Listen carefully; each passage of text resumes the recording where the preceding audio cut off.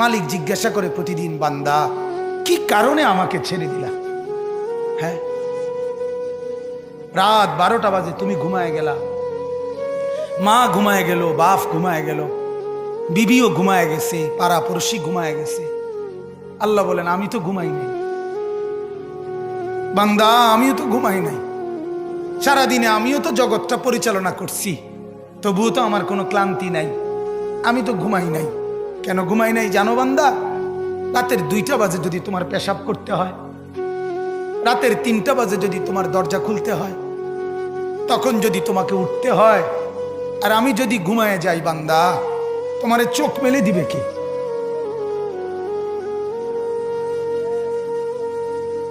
এই বাপ, চোখ মেলে দিবে কে?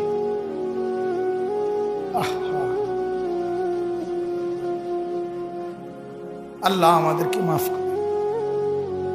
কোরআনুল কারীমের মধ্যে আল্লাহ তাআলা বলছে ওয়াহুয়াল্লাযী ইয়াতাওয়াফফাকুম বিল-লাইল। কোরআনে আল্লাহ বলে, বান্দা শোনো, প্রত্যেকটা মানুষকে রাত গভীরে যে ঘুম আমি দেই, সেটা ঘুম না, আমি ওয়াফাত দেই, আমি মূলত মৃত্যু দিয়ে দেই। আবার আমি দয়া করে একটা নির্দিষ্ট সময় পরে চূড়ান্ত মৃত্যু দেব বলে আমি আবার সেই হায়াত সকালবেলা যখন জাগতে শুরু হয় তখন আমি ফিরিয়ে দেই, ফিরিয়ে দেয় আল্লাহ। এমনও মানুষ আছে পৃথিবীতে, রাত্রিবেলা ঘুমাইছিল ভালো মানুষ, সকালবেলা আর জাগে নাই। আমার একজন দূরসম্পর্কীয় চাচা আছে, প্রফেসর ছিলেন, ভালো মানুষ ছিলেন, রাত্রিবেলা জলজ্জান্ত মানুষ ঘুমাইছে, সকালবেলা আর দরজা খুলে দেখছে ওই মানুষটা জীবিত ছিল না, মারা গেছে। হতে পারে না? হতে পারে কিনা বলেন না? তাইলে বছরের পর বছর, মাসের পর মাস, এই বাপ, বাহিরের কারো চিন্তা করে বাদ দেন। আপনারা যারা বসছেন, আপনাকে বলছি, আপনি কষ্ট করে বসছেন, রাতের 12টা বাজে, রাতের 12টা বাজে, এত কষ্ট করে বসছেন, বিনিময়ে একটু ভাবেন, একটু ভাবেন, অনুরোধ আমার, একটু ভাবেন।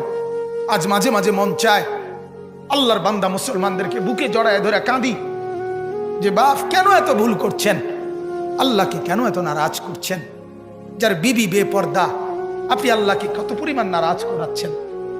যার স্ত্রী, যার মেয়ে বেপর্দা, আপনি আল্লাহকে কি পরিমাণ নারাজ করছেন বলেন?